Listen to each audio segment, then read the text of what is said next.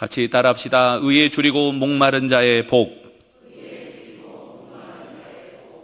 기억하십니까? 처음부터 제일 처음 뭐였죠? 심령이 가난한 자의 복이었고요. 두 번째는요, 애통하는 자의 복. 세 번째는 온유한 자의 복. 오늘 네 번째, 의에 줄이고 목마른 자의 복입니다. 가능하면 나중에 8가지 복을 다 외울 수 있었으면 좋겠습니다. 의에 줄이고 목마른 자의 복. 여러분 혹시 배고프십니까? 배가 안 고프면 안 되는데. 오늘은 배고픈 사람이 축복을 받는 이야기입니다. 그 전에 부목사로 사역하던 교회 한 권사님이 계셨습니다. 그 권사님과 이야기하면 많은 이야기를 하는데 주로 하는 이야기가 2가지입니다. 그때가 좋았다, 그분이 좋았다. 목사님 그때가 좋았어요. 맨날 얘기하면 6.25 때 얘기하고요. 그 추운데 뭐가 좋았어요? 물어보면 좋았대요. 그분이 좋았습니다. 그분은 누구냐면은 그 전에 사역하던 부목사님입니다. 하도 그분 얘기를 많이 해서 우연히 제가 그분을 만나게 됐어요. 우리 교단은 되게 작거든요. 그래서 만나게 돼서 목사님 얼마나 사역을 잘한 겁니까? 그 권사님이 아직도 목사님 얘기만 합니다. 그랬더니 그분이 깜짝 놀랍니다. 왜냐하면 그래요? 그분 저 있을 때도 그랬어요. 그 전에 목사님이 좋았다고 그렇게 얘기하더니 떠난 다음에는 아마 생각하건대 그분은 지금 제 자랑하고 있지 않을까 생각해 봅니다. 사람이 행복하지 못한 이유는 기준이 잘못됐기 때문입니다. 엉뚱한 것을 기준으로 삼고 그것을 따라가다 보면 오늘 안 행복한 겁니다. 옛날에 행복했었다고 착각하는 겁니다. 산상수훈은 행복하지 못한 사람을 향하여 하나님께서 주시는 행복 선언입니다. 성경에는 복이 2가지가 있습니다. 하나는 축복이요, 다른 하나는 행복입니다. 뭐라고요? 축복과 행복입니다. 그 중에 예수님이 첫 번째 설교에서 지금 마태복음 5장은요, 예수님께서 공생애를 하시는 동안 총 5번의 설교를, 중요한 설교를 하셨는데 그 중에 그 첫 번째 설교 제일 머리에서 하시는 이야기, 행복하여라 라는 행복 선언입니다. 이 말씀을 들을 때 바라기는 사랑하는 성도들 가운데 행복이 충만하기를 주님의 이름으로 축원합니다. 이 행복이 뭐냐? 행복이라는 단어는 히브리어로 인도함을 받다, 인도함을 받다라는 의미가 있어요. 그래서 어떤 사람이 행복하냐? 인도함을 받는 사람이 행복합니다. 하나님이 우리를 인도하여 주시고 하나님이 우리 인생을 가장 좋은 곳으로 허락하여 주실 바로 그때, 마치 목자가 양을 인도하는 것처럼 우리가 하나님의 인도함을 받는다고 그러면 우리 인생이 얼마나 행복하겠습니까? 그래서 여기에서는 축복이 아니라 행복으로 선언하며 인도함을 받는 사람들을 이야기합니다. 그래서 여기 행복 조건들은요, 그냥 이렇게 하면 행복하다 이런 얘기가 아닙니다. 너 가난하냐? 심령이 가난하냐? 너 하나님의 인도함을 잘 받는 사람이다. 애통하냐? 너 하나님의 인도함을 잘 받는 사람이다. 오늘 그 예수님의 행복선언 3절 같이 한번 읽어봅시다. 시작. 심령이 가난한 자는 복이 있나니 천국이 그들의 것임이요. 아멘. 내가 가진 것이 전이 없고 오직 하나님만 바랄 수밖에 없는 그 사람, 나에게는 소망이 없는데 하나님 나의 소망입니다. 이 사람은 인도함을 잘 받을 겁니다. 그래서 행복하여라 너 심령이 가난한 자라고 말합니다. 4절 읽습니다. 애통하는 자는 복이 있나니 그들이 위로를 받을 것임이요. 아멘. 하나님 말씀 앞에 서서 하나님의 인도함을 받으면서 보니 빛 대신 주님 앞에 뭐가 보이냐면 못 보던 내가 보이고 못 보던 이웃이 보입니다. 그때 하나님의 마음으로 울며 애통하는 사람, 그 사람은 하나님의 인도함을 받을 것이다 라고 말합니다. 5절 같이 읽습니다. 온유한 자는 복이 있나니 그들이 땅을 기업으로 받을 것이. 아멘. 가난한 사람, 애통하는 사람은 더 나아가 이제 온유한 자가 됩니다. 따뜻할 온자, 부드러울 유자 온유가 아니라 야생마를 길들이듯이 나의 넘치는 열정과 갈망을 오직 주님을 향하여서 순종하는 바로 그 사람을 성경은 온유한 사람이라고 합니다. 왜냐하면 내 안에 소망이 없고, 하나님 내 뜻대로 마옵시고 누구의 원대로? 아버지의 뜻대로 하옵소서라고 기도하는 예수님처럼 나의 열정을 주님 앞에 드리며 나의 욕망을 쳐서 십자가에 못 박는 사람이 온유한 사람입니다. 근데 그 사람을 뭐라고 하냐? 행복한 사람이다. 하나님의 인도함을 받는 사람이라고 얘기합니다. 그리고 6절 같이 읽습니다. 의에 줄이고 목마른 자는 복이 있나니 그들이 배부를 것임이요. 아멘. 이 축복이 오늘 저와 여러분 가운데 있기를 축원합니다. 행복하여라 의에 줄이고 목마른 자. 왜냐하면 그들이 배부를 것이기 때문이다. 한 권사님이 봄만 되면 쑥을 뜯어서 저한테 쑥개떡을 해서 주신 분이 계셨습니다. 봄만 되면 그렇게 부지런히 온 들에 나가서 쑥을 그냥 한 망태기를 뜯어다가 이걸 쑥개떡을 하려면 얼마나 고생입니까? 그런데 이걸 해서 정성스럽게 해서 저에게 갖다 주셨어요. 물론 저는 안 좋아합니다. 그런데 갖다 주셨어요. 그러면서 이 쑥개떡에 대한 이야기를 같이 많이 나눴습니다. 원사님 맛있어요? 응, 목사님도 드셔보세요. 저는 맛없는데 그래도 다음에 또 가지고 옵니다. 근데 그분이 그런 얘기합니다. 목사님, 근데 요즘은 옛날 같지 않아요, 이 맛이. 내가 아무래도 늙어서 좀 떨어졌나 봐요 라고 얘기했지만 나중에 결론이 뭐였냐면요, 예전 같지 않은 이 맛이 내 손맛이 떨어져서가 아니라 옛날에는 먹을 게 있어요, 없어요? 없어요. 그때 먹었던 쑥개떡과 요즘 이렇게 맛있는 게 많은 이 시대에 먹는 쑥개떡이 왜 맛이 똑같겠습니까? 마치 이 모습은 오늘 본문에 말하고 있는 줄이고 목마른 자의 복처럼 정말 줄이고 목마른 자가 그걸 먹고 감사하며 누리는 겁니다. 누가복음 15장에 보면 탕자의 비유가 납니다. 탕자가 허랑방탕하여 아버지의 재산을 물려받은 상속을 다 씁니다. 그리고 돌아가냐? 돌아가지 않습니다. 버텨요. 왠 줄 아십니까? 이대로 가면 쪽팔리니까, 창피하니까 못 갑니다. 언제 돌아가냐? 돼지들이 먹는 쥐엄나무 열매조차도 주는 사람들이 없는지라. 이때 작은 아들이 생각합니다. 아, 우리 집에 있는 종들도 잘 먹는데. 그리고 나서 돌아갑니다. 오늘 본문에 말하는 의에 줄이고 목마르다라고 말할 때 이 줄이고 목마르다라는 이야기는요, 탕자처럼 아사 직전의 배고픔을 말하고 있습니다. 목마름은 어떤 거냐? 바로 연결되는 누가복음 16장에 보면요, 부자와 거지 나사로 비유가 나오는데 거기 부자가 불구덩이 가운데서 외치는 이야기가 있습니다. 아버지 아브라함이여, 나를 긍휼히 여기사 나사로를 보내어 그 손가락 끝에 물을 찍어 내 혀를 서늘하게 하소서. 내가 이 불꽃 가운데서 괴로워하나이다. 이게 목마름입니다. 이게 오늘 본문에서 말하는 목마름입니다. 잘 먹고 잘 사는 사람들이 그냥 배가 고프네 이 정도가 아니라 타는 듯한 목마름과 아사 직전의 배고픔, 이게 오늘 본문이 말하고 있는 줄이고 목마른 상황입니다. 그때 복이 있다는 겁니다. 말씀을 전하다 보면요, 어떤 사람은 말씀을 잘 받습니다. 근데 어떤 때는요, 전하는 게 아주 어려울 때가 있습니다. 특별히 신학생들이랑 같이 성경 공부를 할 때 아주 어렵습니다. 왜 어렵냐면요, 특별히 새로운 신학생들이 있을 때 대부분 이 신학생들이나 목사님들 성경 공부를 가르쳐 보면 팔짱 끼고 말씀을 듣습니다. 무슨 말 하는 거 보자고. 이 말이 틀린지 맞는지, 그 안에서 은혜 받을 생각이나 하나님이 나에게 무슨 말을 하는지 찾지 않습니다. 마찬가지로 참 어려운 설교는 언제냐? 주일 식사 후에 하는 오후 예배 설교. 어렵습니다. 비판이 생기고, 그리고 그 안에 이 안타까운 마음이 드는 까닭은 다른 게 아닙니다.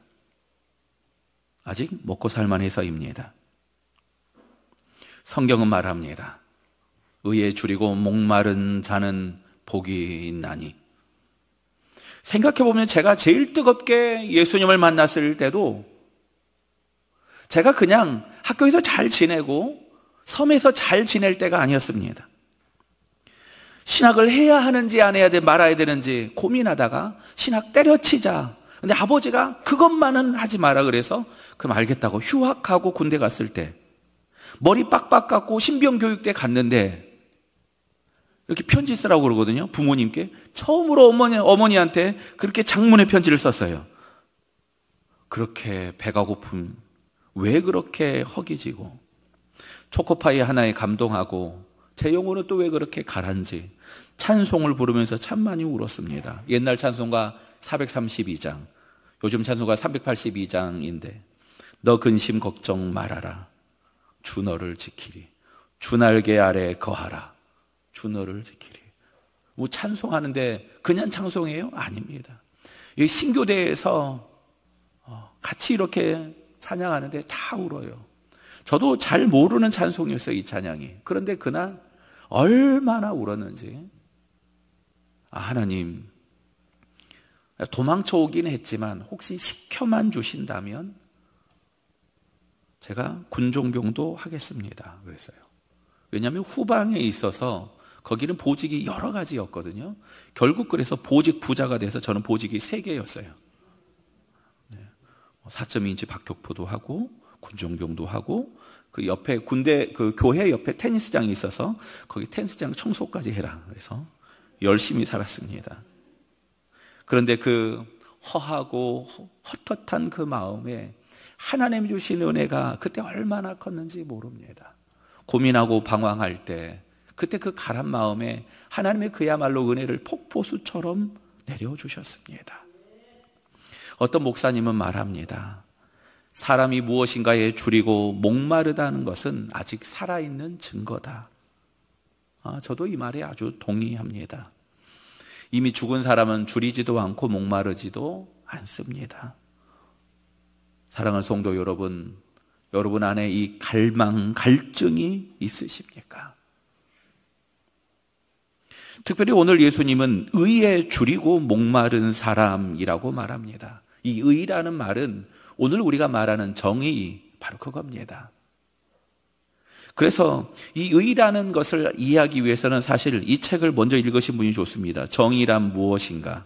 마이클 샌델이 적은 이 책을 아마 이름을 한 번쯤 들어보셨을 겁니다. 재미있는 건 이 책을 처음부터 끝까지 다 읽은 사람은 드뭅니다. 어렵습니다. 이 책이 그런데 아주 많이 팔렸어요. 우리나라에서. 전 세계적으로 우리나라처럼 많이 팔리고 우리나라처럼 열풍인 곳이 사실 없습니다. 왜냐하면 아마 일제강점기와 6.25를 지나면서 완전히 쑥대밭이 되었다가 놀라운 외적인 성장을 거둔 나라. 그런데 내적으로는 어떻습니까? 여전히 걸어가야 할 길이 너무 멀지 않습니까? 그래서 이 괴리 가운데 오는 고통 때문에 정의란 무엇인가 라는 책이 아주 절찬리에 판매되고 있고 여전히 인기 있습니다. 예수님 설교하시던 당시 이스라엘 어떠냐? 똑같습니다. 로마의 지배를 받고 있었고 수많은 박해를 계속해서 받고 있었습니다. 로마 전에는 헬라 제국의 지배를 받고 있었고 수탈이 있었고요. 그 전에는 바벨론이 와서 남유다를 멸망시키고 성전을 회파했습니다. 그 전에는 아시리아가 북이스라엘을 멸망시켰어요. 얼마나 어려운 나라입니까? 얼마나 어려운 상황입니까? 1, 20년이 아니라 몇백 년을 이런 고통 가운데 있었습니다. 그 안에 왜 갈망이 없겠습니까? 하나님 도대체 이게 공평합니까? 하나님 이게 정말 하나님의 정의입니까? 왜 말하지 않겠습니까? 바로 그 사람들에게 예수님이 말씀하십니다. 의에 줄이고 목마른 자는 복이 있다라고 말하고 있습니다. 행복하여라 너 의에 줄이고 목이 마른 사람아. 그런데 그게 저 세상의 일뿐입니까? 아닙니다. 이 안에 있는 문제와 이 안에 있는 부정의와 불법과 수많은 악행들, 이것 때문에 괴로워하고, 하나님, 내 안에는 도대체 정의가 없습니다. 그렇게 몸부림치던 바울이 얘기하지 않습니까? 오라, 나는 공고한 자라. 누가 이 사망의 몸에서 나를 건져내랴. 이것은 그저 이 불의에 휩쓸리고 휩싸이면서 죄 짓는 사람이 하던 고백이 아닙니다. 불법과 싸우며 어떻게든 하나님의 마음으로 이 세상을 살아가고, 그렇게 방해하는데도 어떻게든 하나님의 심장으로 저들을 구원하겠다고 달려가던 바울의 고백입니다. 의에 줄이고 목마른 자, 이게 누구의 고백 같습니까? 진짜 불법을 행하고 정말 탕자처럼 탱자탱자 살던 바로 그 사람이 하는 고백이 아닙니다. 주님 앞에서 씨름하면서, 하나님, 내 안에 거룩함이 없고, 하나님, 내가 이렇게 부족하고 또 넘어지고 또 죄를 짓습니다. 바로 그 사람에게 하는 위로요 고백이 의에 줄이고 목마른 자를 향한 고백입니다.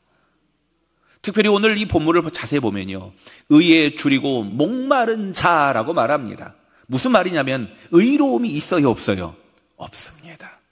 의로움이 없는데 네가 의로움이 부족한 줄 알아.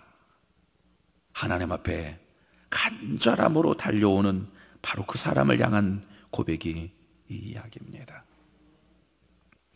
이스라엘 사람들은 특별히 의로운 행동, 의로운 사람에 대한 이 원칙이 아주 분명했습니다.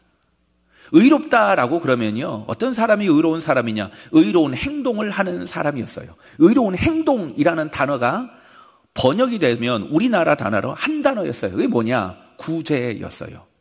누군가 그래서 어려운 사람을 돕는 구제를 하잖아요. 저 사람 뭐라고 불렀어요? 의인이라고 불렀어요. 왜냐하면 의인이 하는 행동을 했기 때문에 의인이라고 불렀습니다. 그런데 점점 처음의 의도가 곡해되며 이 행동을 하지 않으면 의인이 아니다라고 오해하기 시작합니다. 그런 사람들에게 예수님이 말합니다. 의에 줄이고 목마른 자. 왜냐하면 누구도 하나님 앞에서 의롭다 할 수 없습니다. 의인은 없나니 하나도 없다. 이것이 예수님이 말씀하시는 의로운 사람을 향한 정의입니다. 그러니까 단순히 여기 의에 줄이고 목마른 자는 이라는 말은 바르게 살고 싶습니다, 그 이상입니다. 생각해보면 심령이 가난한 자는 복이 있나니 말하고 할 때 그 가난이라는 말은 당장 내 소유가 아니라 내 존재 자체를 향한 가난이었고, 애통이라는 말은 슬퍼서 흘리는 눈물이 아니라 뭔가 소래봐서가 아니라 하나님의 마음으로 저를 봤을 때, 나를 볼 때 흘리는 바로 그 눈물이었고, 온유라는 말은 내가 힘이 없어서 질질 끌려가는 것이 아니라 주님, 나의 뜻을 꺾어서 주님 손에 맡깁니다라는 온유였다고 하면 오늘 정의도 마찬가지입니다. 하나님의 의의가 뭡니까? 따라합시다. 하나님의 정의는 사랑이다. 뭐라고요? 사랑이다. 이게 하나님의 정의입니다. 의에 줄이고 목마르냐? 충분하다. 내가 채워줄게. 이게 하나님의 사랑입니다. 하나님, 내가 또 넘어지고 또 넘어졌습니다. 연약하냐? 괜찮다. 탕자가 아버지 앞에 왔을 때 아버지가 그 탕자를 향해서 내 돈 어딨냐? 야, 네 옷 이게 뭐냐? 이게 어디서 나는 냄새냐? 씻고 와라라고 말하지 않아요. 그 모습 그대로 안아주고 받아주고, 이게 아버지의 마음입니다. 의에 줄이고 목마른 자가 올 때 하나님 어떻게 하시겠습니까? 네가 거기 있지 않고 다시 돌아왔구나. 잘 왔다. 이게 하나님의 정의입니다. 하나님의 정의는 사랑입니다. 그래서 의에 줄이고 목마름으로 주님 앞에 가면 하나님이 그 영혼을 풍성하게 하시는 겁니다. 벳세다 광야에서 장정만 5,000명, 그들 가운데 도시락 싸운 건 작은 애, 어린애 하나였습니다. 보리떡 5개, 물고기 2마리, 그걸로 풍성하게 먹습니다. 그리고 12광주리가 남습니다. 그리고 나서 예수님이 말합니다. 나는 생명의 떡이니 내게 오는 자는 결코 줄이지 아니할 터이요 나를 믿는 자는 영원히 목마르지 아니하리라. 아멘. 내게 오는 자는 결코 줄이지 아니할 터이요 나를 믿는 자는 영원히 목마르지 아니하리라. 의에 줄이고 목마른 자는 복이 있나니 결국 어디로 갑니까? 내가 생명의 떡이니 나를 먹어라. 나로 말미암아 내가 너희를 살게 하겠다라는 결론으로 돌아가고 있는 겁니다. 줄이고 목마른 상황, 우리 인생 가운데 이런 상황을 얼마나 많이 만나고 또 성경에는 얼마나 많이 있습니까? 광야에서 줄이고 목마를 때 예수님은 하나님이 어떻게 주셨습니까? 하늘 양식으로 그들에게 만나를 주셔서 살게 하지 않으셨습니까? 사도행전에서 과부들의 구제 때문에 문제가 생기고 싸움이 일어날 때 그때 무슨 일이 있었냐면요, 7 집사를 세워 12 사도에서 7 집사로 지경이 확장되기 시작합니다. 궁핍할 때, 공고할 때, 연약할 때, 그때가 언제입니까? 그때가 하나님을 만나는 역사의 현장인 줄 믿으시길 바랍니다. 설교를 준비하면서 연약한 성도들, 특별히 병중에 있는 성도들을 위해서 기도하며 선포했습니다. 반드시 하나님은 줄이고 목마른 영혼을 만나 주실 것입니다. 광야 같은 인생을 지나며 줄이고 목마름으로 살아갈 때 하나님께 부르짖으며 기도하며 사모하는 영혼에게 마침내 우리의 약함을 채우시고 넘치게 하여 주실 것입니다. 우리를 만족해 하실 하나님을 기대하며 이 한 주 승리하는 저와 여러분 되기를 주님의 이름으로 축원합니다. 기도합시다.